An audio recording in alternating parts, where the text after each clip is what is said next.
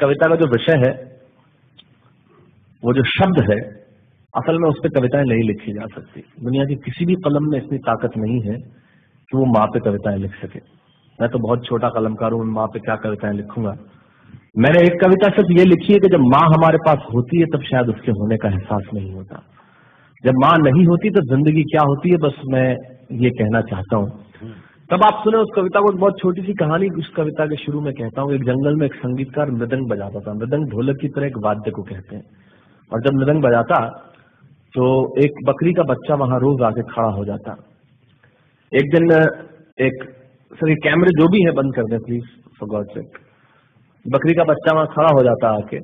तो मृदंग जो बजाता था संगीतकार, उसने उस मेमने से एक दिन पूछ लिया कि यार तुझे क्या मेरा सुर, मेरी ताल, मेरी लय बहुत अच्छी लगती है जो तू रोज यहाँ चला आता है। वो बोला मैं नहीं जानता कि आप क्या बजाते हैं, न मुझे सुर की समझ, न ताल की समझ, न लय की समझ।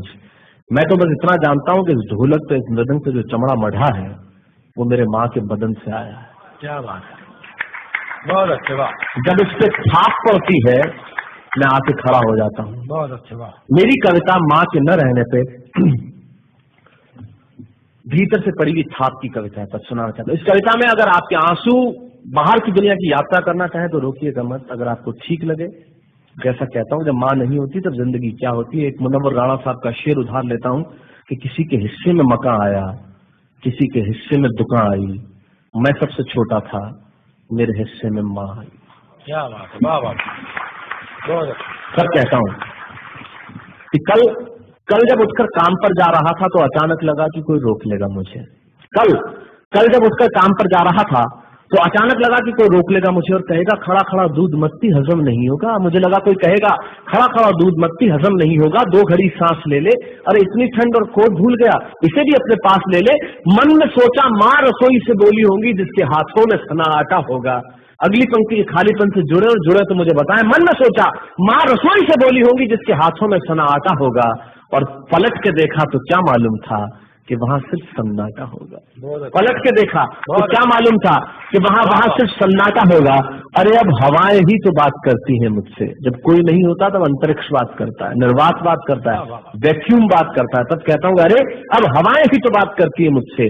लगता है जब जाऊंगा किसी खास काम से तो कोई कहेगा दही शक्कर खा ले बेटा, अच्छा शगुन होता है। कोई कहेगा गुड़ खा ले बेटा, अच्छा शगुन होता है। पर मन इसी बात के लिए तो रोता है कि सब कुछ है माँ, सब कुछ, जिस आजादी के लिए तुझसे मैं सारी उम्र लड़ता रहा। आपने अपने बचपन में देखा होगा, माए हमें टोकती है, यहाँ मत जा, वहां मत जा, ये मत कर, वो मत कर, तब हम आजाद होना चाहते हैं। और आजादी की कीमत कितनी बड़ी देनी पड़ती है। अगर कम शब्दों में मैंने ठीक बात कह दी हो तो इसका एहसास मुझे जरूर कराइएगा कि सब कुछ है माँ, सब कुछ, जिस आजादी के लिए तुझसे मैं सारी उम्र लड़ता रहा वो सारी आजादी मेरे पास है। फिर भी न जाने क्यों दिल की हर धड़कन उदास है। कहता था ना तुझसे मैं वही करूंगा जो मेरे जी में आएगा, और आज मैं वही सब कुछ करता हूं जो मेरे जी में आता है। बात ये नहीं है कि मैं जो चाहूं कर लूं, मुझे कोई रोकने वाला नहीं है। बात है तो इतनी सी कि सुबह देर से उठूं ना तो कोई टोकने वाला नहीं है। बहुत अच्छे, वाह वाह, बहुत अच्छे, वाह वाह वाह। बात है तो इतनी सी कि सुबह देर से उठूं ना तो कोई टोकने वाला नहीं है। रात को देर से लौटूं तो कौन नाराज होगा भला, कौन कहेगा बार बार कि अब कहाँ चला।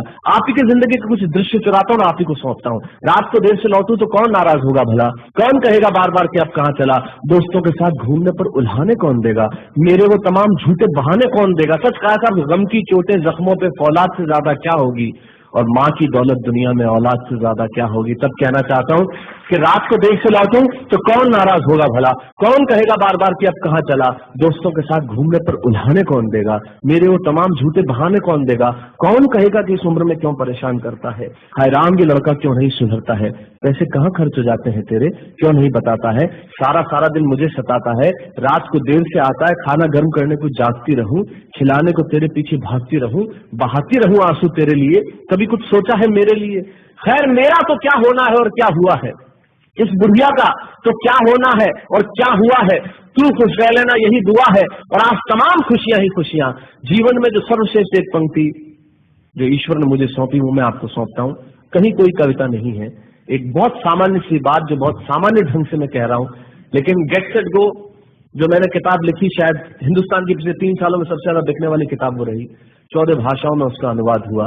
बाबा में मैं रोज टीवी पे बोलता हूँ, मेरे लाखों लफ्ज कुर्बान करता हूँ सिर्फ उस एक पंक्ति में जो ईश्वर ने मुझे सौंपी, और कहीं कोई कविता नहीं है, आप ही का भाव आपकी उठा को सौंपता हूँ और देता हूँ। और जिस विश्वास के साथ मैंने लिखा उस विश्वास के साथ आपको देता हूँ कि मेरा तो क्या होना है और क्या हुआ है, इस बुढ़िया का तो क्या होना है और क्या हुआ है, तू खुश रह लेना यही दुआ है। और आज तमाम खुशियां ही खुशियां, गम ये नहीं है कि कोई ये सब खुशियां बांटने वाला होता, पर कोई तो होता जो गलतियों पे डांटने वाला होता। बहुत अच्छे, वाह वाह वाह वाह, बहुत अच्छे, वाह।